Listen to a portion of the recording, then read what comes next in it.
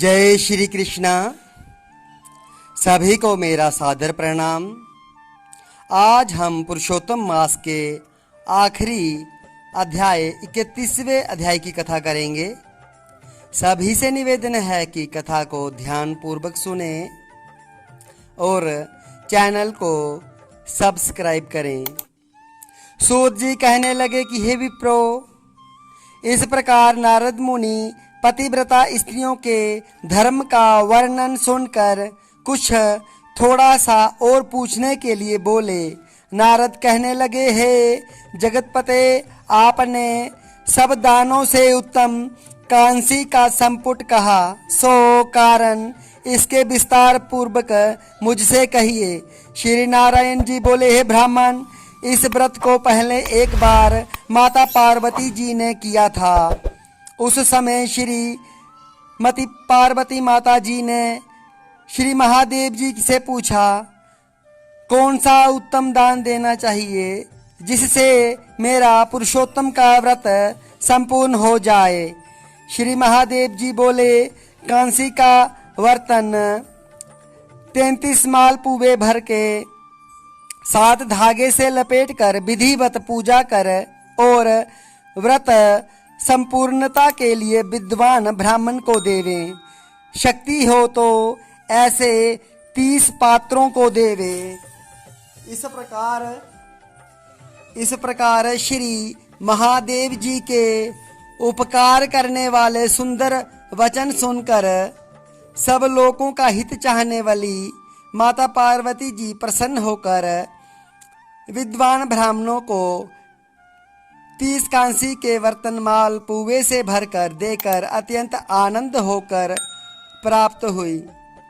सूत जी कहने लगे कि हे विप्रो, इस प्रकार श्री नारायण जी के अमृत समान वचन सुनकर श्री नारद जी अत्यंत तृप्त होकर बारंबार नमस्कार कर फिर बोले, पुरुषोत्तम सब साधनों में श्रेष्ठ है। मैंने सब महात्म्य सुन ऐसा ही निश्चय किया है जिसके सुनने मात्र से भी भक्ति से मनुष्यों के महापाप का नाश हो जाता है। यदि श्रद्धा और विधि से किया जाए तो कहना ही क्या है। मेरी बुद्धि से ऐसा ही प्रतीत होता है। इससे आगे मुझको और कुछ भी नहीं सुनना बाकी रह गया, क्योंकि मैं इस कथा रूपी अमृत से अत्यंत तृप्त हो गया हूँ।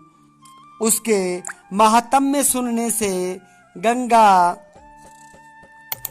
स्नान के समान फल प्राप्त होता है। पूरी पृथ्वी की परिक्रमा करने का इसके सादर सुनने वाले को प्राप्त होता है। ब्राह्मण सुनकर ब्रह्म तेज, क्षत्रिय राज्य का सुख, वैश्य धन का सुख, शूद्र श्रेष्ठता का सुख आदि मनोवांछित वस्तु को प्राप्त होते हैं। इस पुरुषोत्तम मास महात्म्य को लिख कर या खरीद कर वस्त्र भूषण के साथ विधि पूर्वक ब्राह्मण को जो दान करता है, वह अपने 3 कुल के साथ गोपालों में सेवित देव दुर्लभ गोलोक को प्राप्त होता है। जिस घर में ये ग्रंथ रतन रखा है वह घर तीर्थ के समान है। इस प्रकार अत्यंत पुण्यदायक पुरुषोत्तम मास के महात्म्य को सुनकर विस्मित हुए विनय पूर्वक सूत जी बोले, हे सूत जी, तुम धन्य हो। आपके मुख से कथा रूपी अमृत पान करके हम सब कृतार्थ हो गए। हे पुराणों के ज्ञाताओं में श्रेष्ठ सूत जी, आपकी बड़ी उम्र हो तथा आपकी कीर्ति अमर रहे। भगवान की चरित्र लीला कथामृत को पीने से ही नैमिषारण्यवासी मुनियों ने आपको परम पूज्य ब्रह्मासन दिया है। सूत जी, जब तक भगवान की पवित्र कीर्ति छाई हुई है, आप हमारे बीच में बैठे भगवान की मनोहर कथाएं सुनाते रहें।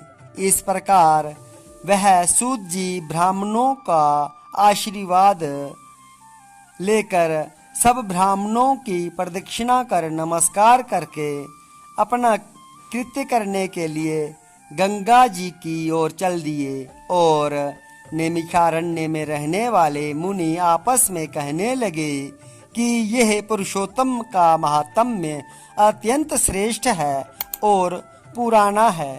भक्तजनों को मनोवांछित फल देने में कल्प वृक्ष के समान है। जय श्री कृष्णा। आज हमने पुरुषोत्तम मास के आखिरी अध्याय की कथा का श्रवण किया। आशा है सभी ने कथा को ध्यान पूर्वक सुना होगा। सभी को जय श्री कृष्ण।